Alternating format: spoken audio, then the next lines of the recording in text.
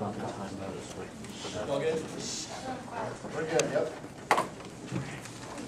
As a child, I dreamed at dusk, schizomaniacal, fucked up flows of intestines, oozing, spewing, spinning around me, the world I never grasped, always went, never stopping at swampland to build, for it was unheard of on my block, and thus I had none to lay. Play, never shouted at large, curly-haired men pouring out sweat faster than words, ranting about a community come, as he pesters her for purchase of those clear plastic boots with goldfish inside. No plane straighted, only fading streaks traced and strummed against my window in the rear, no saying no, snow to swim, warm only, tasting grape cherry, and chill Jesus juice, or at least I think. I can't really say for certain, for neither words certainly existed there, then, now memories flee at the first sight of these things if I even remember them in the first place. The problem disappeared as I grew older, or possibly the dreams themselves began. Yet intercom vibrations of Mr. Green and Stranger Danger birthed hardy organs within me as they pounded against my ears with the tub that I bathed. Yet as I grew, so did a parasite within me, an ugly little beast, the likes of which Satan himself, feeding from the servant offerings of Father Maple and I his bread, the warmth of his love grew warmer, and our lust more cold. Cherry endorphins prevent their release, voices grew louder and louder, anxious, overexcited, and rock hard. I could do nothing more than set them to a lounge beat. They kept their rhythm in perfect time, adopting the name to avoid the uttering of Manilow, pressing with harmony, with myself closer and closer to cadence. Virtual dreams of the obscene clean, Charlie Sheen cream dreams, Santorum screams. I see my own eyes, not through the true, but through the very blue screen of that same dream, projected, effaced, redirected. Cosmic co-creators of the universe, building our towers to Babel, to infinity, or at least to the finals of the TOC, or at least to win this tournament, or some pretty hardware. Stake out the cornerstones of your experience, of your life, of your being, push the boundaries further, claim your ground, and run with it. Debate for debate's sake. The more, the better. I will take your lame, your weak, your meager, your retardedly disenfranchised. This is the beauty of debate, diversity, difference, and inclusion for all. Education is the pinnacle. The forum is paramount. It allows for all forms of content to fill in, build a screen onto our wall, to project our thoughts upon. The space for discussion and debate, a space for our leaders of the future to challenge prevalent ideas and assumptions of our time to become informed citizens from their politics and unique positions. A space which allows students of all types to become the radical thinkers that they are destined to be, challenge oppression, resist domination, or at least talk about these things. For the time is now. First priority, first trajectory, first negative constructive, that first fucking monkey shot into space. I have always had a knack for seeking out fellow rhapsodizers and luring them into secret paths and dancing places. But last night I pulled the trigger of technical destiny. I was traveled through the infinite web of this digitized existence that we've all constructed, this castle of our very own, and to reach my greatest constant fear. First, finally and forever, encountering Eric Christensen on chat roulette without even a click of a next. Instead, from room to room, and behind every door and window was his beautiful brown eye winking back at me. Fear, from life a desire to watch him pleasure himself, bear witness to such primal eruptions, grunting, gasping, gaping. I lay down before always already behind the bountiful projection of majestic conscripting itself upon me, now and forever. I am nimble. Now I fly, I see myself under, and a god dances within me. I'm sorry, man, but I've got I've got magic. I've got poetry in my fingertips most of the time, and that includes naps. I'm an F-18, bro, and I will destroy you in the air. I will deploy my ordnance to the ground. Code blue, politics are dead. Poetry 93.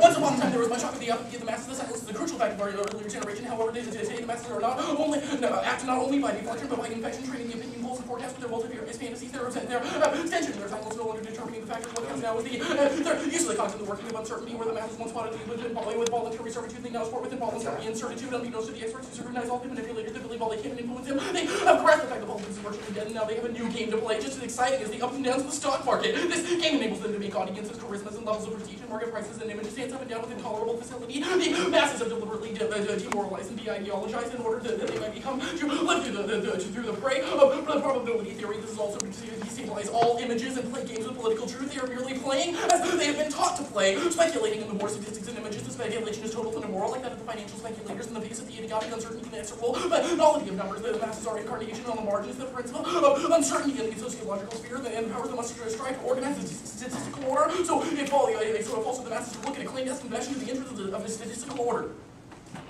This is because the movement for liberation and emancipation itself serves as an expression of modern capital, where we ourselves are free-floating capital to be exchanged on the freedom market of modern debate. The negatives, their demand for the negatives, The demand for a responsible aligned subject creates an indescribable debt in humanity's symbolic stock more violent than the history of capitalism. Baudrillard No. 5. Freedom. Everyone aspires to it, or at least gives the impression of aspiring fervently to it. Morality. This movement to discord. Irrevocable emancipation. The whole of our system turns its liberation into a duty, a moral obligation to a point where it is difficult to distinguish between the liberation and the compulsion to the natural aspiration for natural demand for freedom. Where all forms of servitude are concerned, everyone wants to be. It wants to throw them off. Where all forms of constraint are concerned, physical constraints or constraints of law, everyone wishes to be free of them. This is such a vital reaction. There is barely in the end any need of idea of the freedom to express it. Things become problematic when the prospect arises for the subject being answerable solely to him or herself in an undifferentiated universe. This symbolic disobligation is accompanied by a general deregulation, and this is the universe free to become anything, whatever, in a system of generalized exchange that we see growing. Simultaneously, a contradictory impulse of resistance to the availability of everyone and everything to be every bit as deep as the desire for freedom of the passion rules of whatever kind. So this is the equal passion for deregulation. The demand for rules is fundamental to demand to be free from them. What we can see is that a desire for rules has nothing to do with submission to law, might be said to run directly counter to it, whereas the law is abstract and universal rule for its part in the two-way obligation, and neither the order of law nor the duty and the moral obligation of psychological law. Yet the affirmative would have us continue to believe that we are a responsible subject who would fully align ourselves politically, ethically, debating about discourse that we can't defend, no, we are not, preventing us ultimately from speaking evil of any kind. This is what we will call tyranny of the self and involuntary servitude that breeds a political fascist by enslaving life to itself, which are no one. To be able to disobey all moral rules and laws is a mark of freedom, but the ability to disobey oneself marks the highest stage of freedom. Obeying one's own will is even worse than being enslaved to one's own passions. It's certainly worse than enslavement to the will of others, and it is those who submit themselves necessarily to their own decisions to fill the greater part of the authoritarian ranks, alleging sacrifice on their own part to impose even greater sacrifices on others. Each stage of servitude is more and more subtle, and worse than the one that precedes it. The last comes enslavement to one's own will. The individual possesses the facility to will no longer free, and respective, but he's the autonomous agent of the faculty. He is a serf to no master but himself. Whitey's on the moon and a bunch of poor, technocrat, enslaved motherfuckers got him there. The affirmative has no hope of stalling the inertia of global capitalism and is only another example of the reversibility of the world that Baudrillard proves. The world is an insane protuberance, an empty jack-off, a delirium of stucco and cardboard. Sit, Ubu, sit, or you content with yourself, but my green candle. Shit, madame, certainly I am content. I would be content with less. I'm the captain of dragons, king of the police confidential officer. I've been decorated with the order of the Red Eagle of Poland and the king of Oregon. What more do you want? The infinitesimal fear of the sun, but how does one converse with machines? Luckily, during our brief conversation, we still had time enough to record his communications program, so let it generate my response. Thank you, sir, but the soul arena smells a little funny today, and I believe I shall dine elsewhere this evening. I am finishing this statement only to begin noticing the odd odor circulating in the room. When bleach, wax, and sterilization chemicals, I turn away and exit the building only to find myself having returned just moments later. This time stuck back in the entrance of a buffet, stuck in the waiter's uniform, and in the adjacent alley. Although this uniform was in the form identical to the waiter who greeted me earlier, an issue which never come of it, the staff's uniforms were different. They constructed to be so different so that all difference could be absorbed. I entered the building again, heading toward the buffet at last. The confines of his bladder had the odor of a Chinese lantern. Ubu blew out all of the lanterns with his big farts, and what more? He was convincing. He convinced everyone of the nothingness of the constipation. He proved that we are an intestinal complication of the Lord and the limbs. And that when he farted and you see yourself, it shall be resolved. Everything will be in order. We are nothing else but a perpetual state of flatulence. The notion of reality is given to us by a certain abdominal concentration of the wind, which has not yet been released.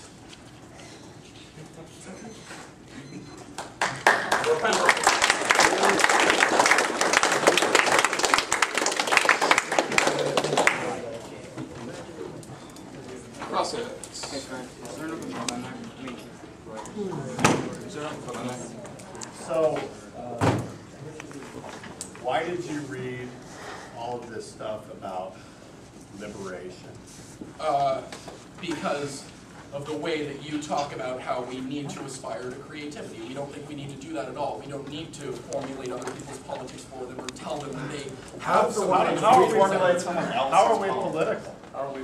How do we formulate? When I say politics, I mean even just the politics of creativity within this round. Who else's politics are prescribed by what was performed in the 1AC? You can play around with this word politics, but our argument is really that you said that we prescribe politics onto other people. Who did Fred tell to behave any particular way out of the 1AC aside from investigating the statement that everyone has a particular creative will is a universal statement about every single person in this room. This means that you are making determinations as to what a human being is and necessarily what it should be. So it's better to fart on creativity? Yes. What's the impact? I just want to be clear on that. The impact to fartifice? Farting on the candle that represented all of that. Well, I mean, that's more of our alternative. Other than a right, joke. that's our alternative.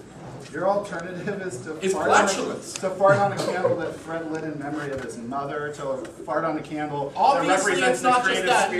You can boil it down to little politics of social location and things like that, but that is not what That's not little politics of social We think it is. location. Well, I know you do, but you're wrong, right? I mean, we're not doing that. Who's prescribing politics now?